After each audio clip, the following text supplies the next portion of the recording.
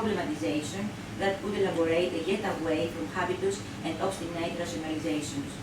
The question then arises whether and how we are able to discern the unexpected, to capture and exploit this as a productive and motivational opportunity if we are still available towards this recognition. The point would be that whenever a synthesis of opposites is attempted, this should not be promoted through a natural, obvious and predictable necessity, where the resistance of reality would be confined in advance in an internally comprehended course of thinking, which is defined by a purely rational determinism, by an internally necessary and inevitably predictable move. Given that this is a description of a monologic, linear and sterile process, we should stress the need for a way through the meanders of a mind's creative response with the resistance of things and hence with the challenge of friction itself, that is with the emergence of innovate as perturbation. Thus, the connection between the outcome of problematization, which is a methodological discourse in French and Belgium, in French bibliography, connection so between the outcome problematization, the exploration of clarification or restoration of other spaces, of conceptual heterotopias within or the side of places that present the central straight line of meaning of all system, culture, societies according to Tyler view is important. As Foucault said, problematization is neither about the representation of pre-existing object, nor about the creation of an object that does not exist in the context of discourse practices. It is about the sum of discourse practices, verbal or otherwise, that introduces something into the game of real and fake and establishes it as an object of thought, which is our main interest in philosophical objects, establish something like an object of thought and not find some pre-existing meaning to work with. Thus, a problematization becomes capable of transforming a fact into a question. It requires us to rethink politics, philosophy, and ethics. The dimension of problematization sheds light into the necessity of constantly resetting questions beyond all challenge, preventions, and all needs of institutionalization. Second point of the theoretical frame is speaking about philosophy in front of materials, of different materials. There is a very nice passages from Castoriadis, The Imaginary Institution of Society, which speak about scaffolding. He says in this passage that we are not interested in find the final construction or in someone to give us the rules previously of this construction that we see in front of us as a result of someone who was constructing. We must be interested to see the skeleton, the scaffoldings, the little acts that progressively constructed this very construction. And this is very interesting because in this kind of practical philosophy, the scaffolding is a very important concept. A question so is how the recognition, emergence, corroboration, and development of philosophical findings during the approach of diverse educational materials as a characteristic example of how one can seek out, grasp these elements by keeping the vividness or grittiness and distinctness of the material in which each time philosophical element appears or seems to appear is our main problem with philosophical objects mainly, and of course with SomaBody, but mainly with philosophical objects. This insertion of the material in the capturing and understanding of the philosophical element becomes a complex exercise which permits us to rebuild or to flesh out our conception about the material itself, philosophy, and mainly their difficult interweaving.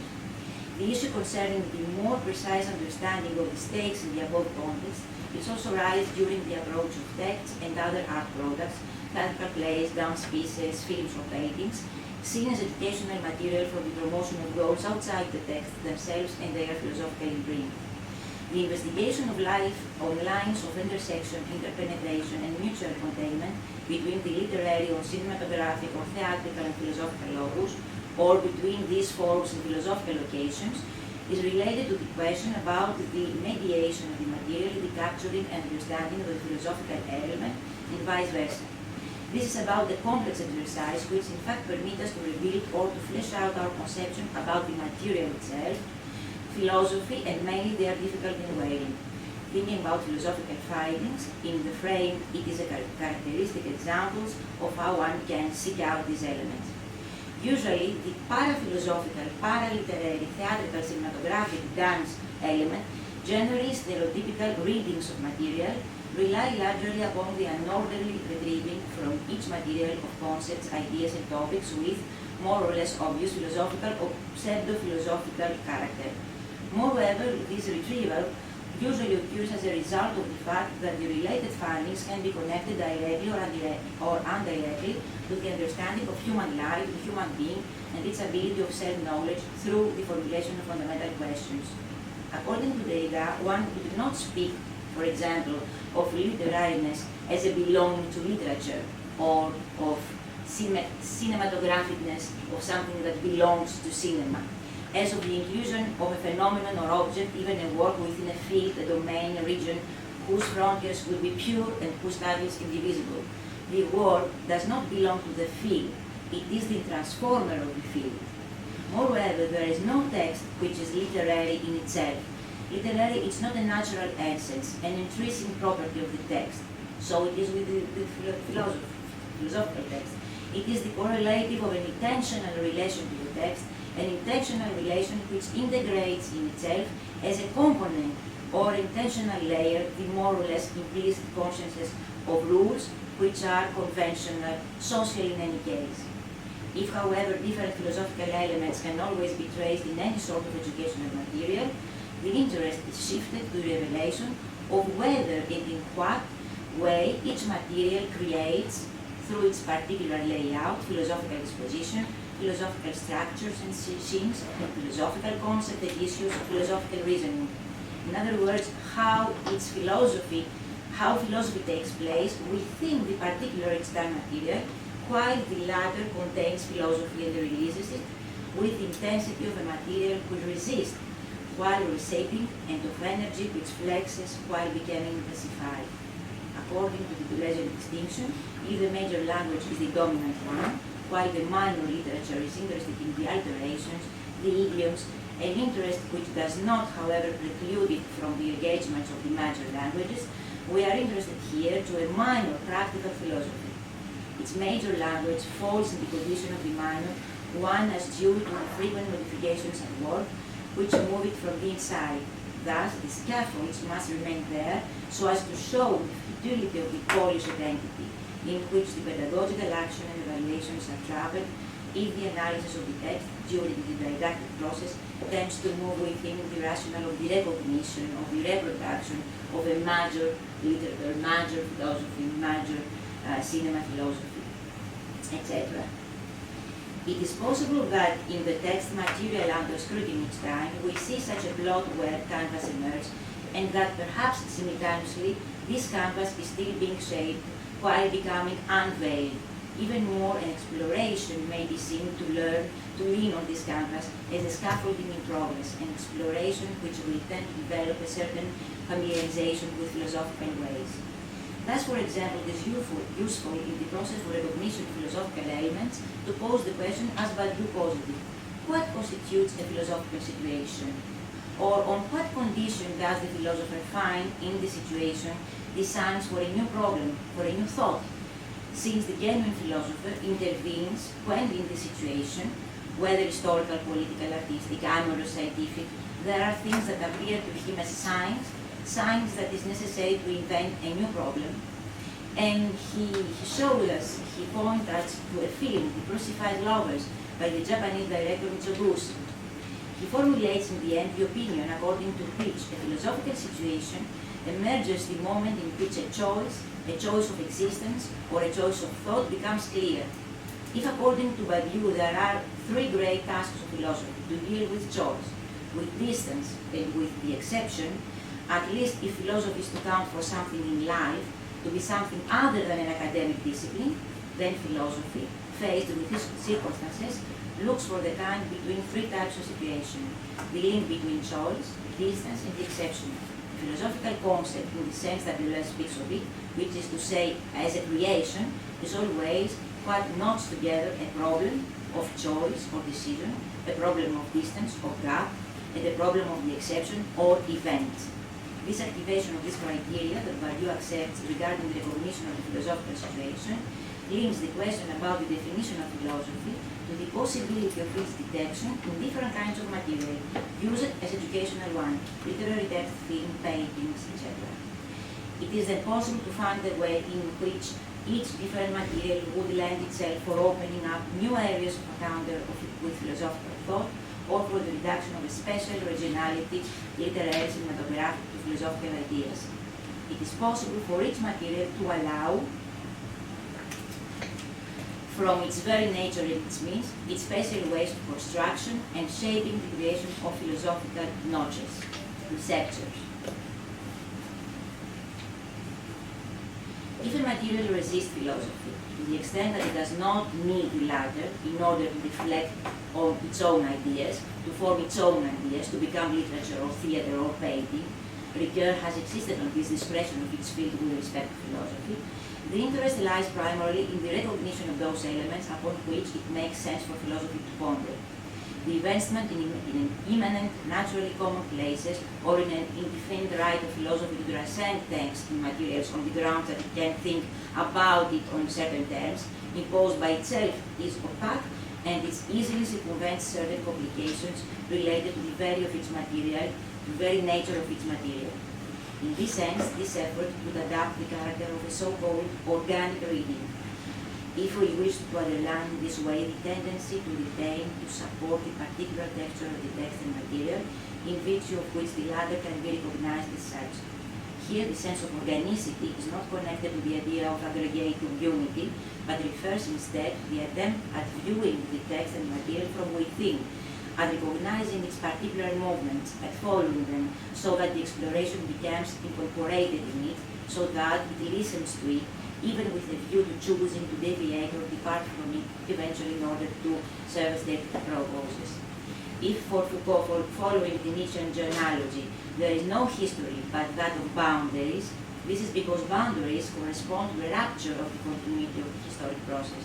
Similarly, for literature and the practice of thought that correspond to it, the linguistic cases which challenge our thought and shape the meaning are those which are produced especially at the borderline of any attempt at universalizing discourse, at a language as a unified system, and allow us to our thought to reach this boundary where language becomes separated from itself and open to a game of infinite variations. The intensity of the effort to read the material is thus traced in an intermediate space, neither incarceration with this very text material, confinement to the exegetic framework, nor oblivion of the text through the centrifugal, often reflexive meanders of philosophical work, but a constant come and go of pedagogical and didactic interest, as long as the center of gravity is relocated in accordance with the merge through the processive discussion in the class. Text, bodies, movement, speech, discussion, glance, their orchestration, their clusters, their maps, their edges, their rhythm, their breaths, their silences, constitute that wide field which grows in class environments and is capable of admitting philosophical whispers and traces, voices or fragments. The emergence of such elements may be weak or strong or potential, traceable, capable of allowing for the proposition of an hypothesis regarding its nature. Emergent philosophy, since it's not recognizable as originally organized through more or less processed forms, as for instance in a philosophical dialogue or a philosophical text, etc., is conceived aborning at the place of a quasi. Emerging philosophy is what we need to stress out in these two philosophical projects. That philosophy is not lying there, immobile, ready to be heard or ready to speak, but emerges through the material, through the act, through the common acts, emerges and speaks to us, and then it's not like a philosophy, but sometimes like a quasi-philosophy. This is not strange, this is not horrible, this is not a tremendous consequence, because all philosophers are not ready to work for a quasi-philosophy. But quasi-philosophy is a way to make philosophy speak with the other. Philosophy as not always ready to do so. The degree and the way of dealing with this emergence, long or right before the processing of the material, during or and after its processing, with a view to expanding the philosophical space-time, paradoxically compatible with specific targets within the class, constitutes an issue of educational and didactic choice. The educative material is not an exhibit or a springboard, and the philosophical concept is not a lens which functions momentarily or interpretative embroidery and does not correspond to the indifferent motion of the spectator who turns his back to the exhibits to continue wandering elsewhere, nor does it correspond to the melancholy of this inhospitable movement. The educative material is vivid, and philosophy is vivid. The movement of a quasi-philosophical, when the text did not construct, incorporate, mention, and decades from the beginning the principle, as a movement of perpetual externalization, is triple: immanent, as emergent philosophicity of literary, of cinematographical, of theatrical; detective, interpretative, as visiting philosophicity; and formative, implementary, as intervening philosophicity. Toward an experience of the philosophical, the third element of the theoretical issue of this discussion, speaking about the experience of the philosophical. Emily Dickinson, which is a poetess, an American poetess, who in my opinion is marvelous for many points of view, said, "If I read a book and it makes my whole body so cold, no fire can warm me, I know that is poetry. If I feel physically as if the top of my head were taken off, I know that is poetry. These are the only way I know it. Is there another way?"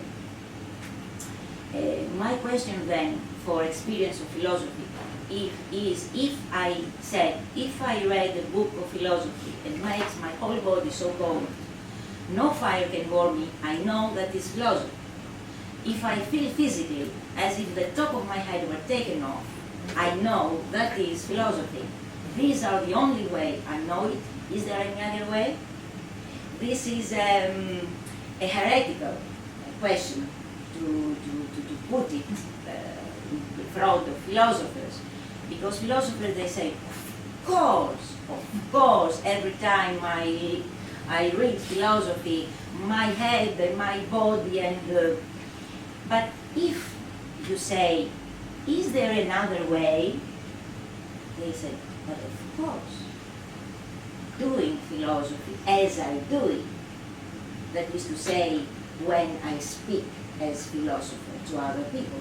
And so the problem is, if this particular philosophy can make your body shake, and in my opinion, very few philosophers in the world can shape you when they do philosophy, they speak philosophy. So the problem of the body during the act of philosophy is a problem of the late 20th century. It was not such a problem if Hegel presented the course of him. The problem of the body of the other during this philosophy was not a problem, because Hegel is Hegel and philosophy is philosophy. But the problem of practical philosophy is Hegel is nothing. Hegel is nobody. Philosophy is the problem, and how you can do philosophy by sacrificing the fact that you are the philosopher. This is a problem of practical philosophy, because in the same time you have the terror and the need to not to refuse philosophy for other things, maintain philosophy in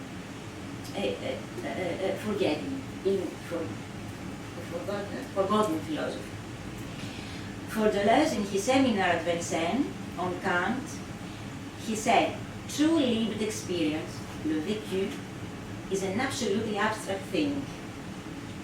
Lived experience represents nothing. I don't live representation in my heart, he continues. I live in a temporal line which is completely abstract. What is more abstract than a rhythm, which is an experience, in fact? And when I speak with my colleagues who are doing music, and I said like a child in front of them, they said, the rhythm to the children, please keep the rhythm. And I see students pale like this because they cannot take the rhythm, and they are like before, after, but not in the rhythm. And the musicians, the rhythm. I think that the philosophers also say,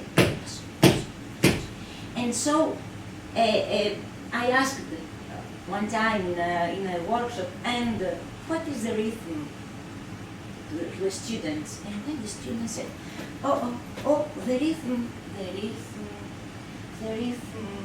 like this. And I said, the rhythm is not something that you must find in your pocket. What is the rhythm? The rhythm. Oh, what is the rhythm? And so it's something which is in our body, the rhythm, but it's not the rhythm that the musician says. It's something in our body. How to discover this thing which is abstract, but it's in your body. And Deleuze and Guattari said that we must multiply our encounters with the alterity of art, literature, and music, and because they wanted to create machinic abstraction. What is machinic abstraction for them is precisely the synthesis of heterogeneities as such. Inasmuch as these heterogeneities are matters of expression, we say that their synthesis itself, their consistency or capture, forms a properly machinic statement, the varying relationship of which a color, sound, gesture, movement, or position enters into the same species and in different species forms so many machinic enunciations. So there is no one synthesis, one possible synthesis. Every philosopher, every subject, every me can create this kind of compositions in order to create another concept, and another concept, and another concept. The predominant tendency for precision, clarity, and certainty in the frame of a morality that tends to be equated with the discovery of solutions. Everything in the school in Greece, I don't know if in Taiwan, but everywhere, in Mexico also, the problem of all the people, all the educators, all the ministers, is to educate the children to find solutions, to discover solutions to problems, because problem is the new concept entering the education. But even such, for my sense, it's not, this is fake, it's not real. Solution is not the only solution to our problem. The non-solution also exists, and it's very, very interesting. So this old tendency vacates preternaturally the controversial tensions that are created by the inevitable inclusion of elements of instability and paradox. Apraxia, the almost nothing, the I don't know, the I don't want to speak, I don't want to say, I don't want to do. The doubt, the hesitation, the denial succumb promptly to the blows of a high, loud, omniscient, abstract, promising educational ethics. This ethics does not avoid being dependent on the need for ever more complex constructions in the frame of an extreme rationalization of the means, which transforms the dedicated in progress educational modernity into a mixture of prophecy and conspiracy. If nowadays philosophy does not create anymore but serves, the only solution to have philosophy in schools in Greece, where if we philosophers could promise that philosophy could serve to something. It serves the specialist to show that always a high culture exists, to organize poor evasions, nice price evasions with professors' employees grasp. If all becomes compatible to a raison, and a spirit with art universal, the critique must go against the philosophical idealization of life and its reduction to a sociological explication. It must formulate lucidly, that is to say, definably, and in the sense the most noble of the word, philosophically, the problem of the meaning of life. According to Deleuze, thinking is creation and no other creation exists beyond this. In this framework, the concept of emergence, which is the basis for understanding the urge of practical philosophy according to my opinion, it is related to at least three other instances. Creation. Philosophy does not already exist in order to be discovered by itself. Rather, it invents something that has not yet existed and forces us to think new thoughts.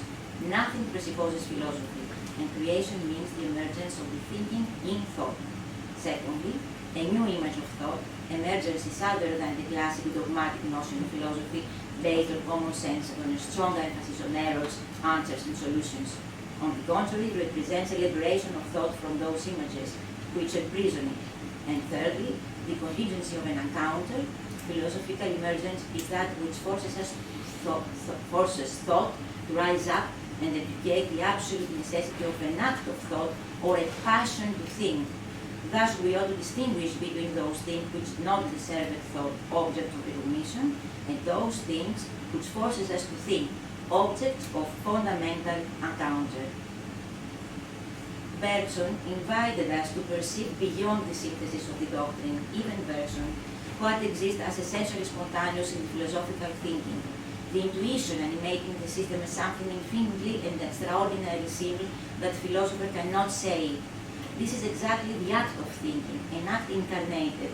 The concept of thinking gesture points out the need to take time upon this limit between cognition and spontaneity, just before its elaboration. It's about the capture of an eruption, a word, a gesture, a sign.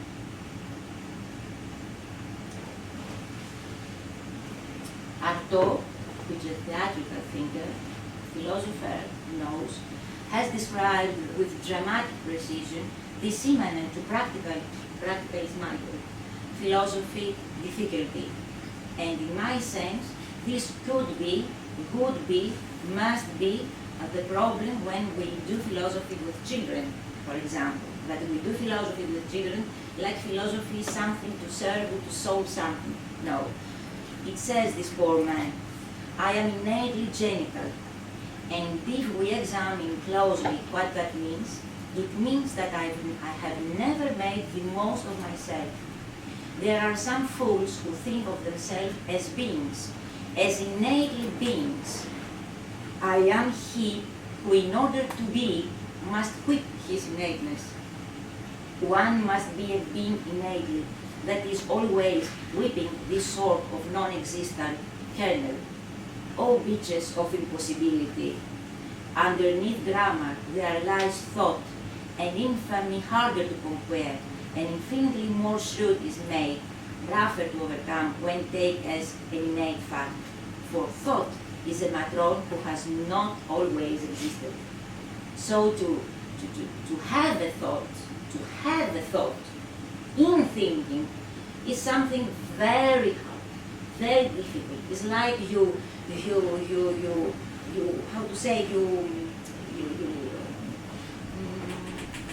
eradicate your own self from your own self, thinking something for the first time within the realm of your thinking, of course. It's create of your own self, and this is very difficult. And sometimes you have no thoughts. You are like a writer. I cannot read, I cannot write anything. I have no thoughts. In philosophy the same, in art the same.